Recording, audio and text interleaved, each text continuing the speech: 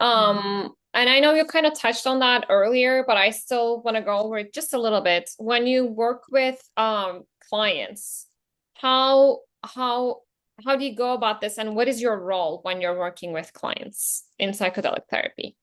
Well, I'm the therapist, that's my role. Mm-hmm. And I'm the expert for that 50 minutes that we're together. And then they're the expert on their life when we're not together. So I'm in Okay. charge of the therapy and they're in charge of their lives. That's something I learned early on in my career, which has really been great. I used Mm-hmm. to teach that to my students. It's like we're not trying to change their lives, we're trying to help them um, if they want to change their lives, but it's not up to us to do it. So Yeah. they'll come to me, they'll ask me my opinions. I'll tell them these are my opinions.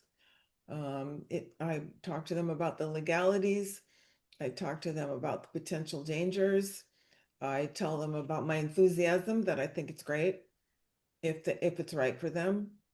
And then before they get ready to take some psychedelic substance, we would talk about what are the goals for that.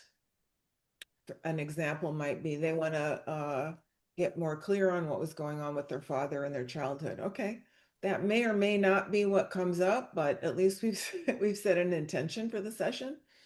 And then afterwards, we would, after they come back to their next session, we would talk about what happened and what did they learn more, was there more insight about their childhood with their father.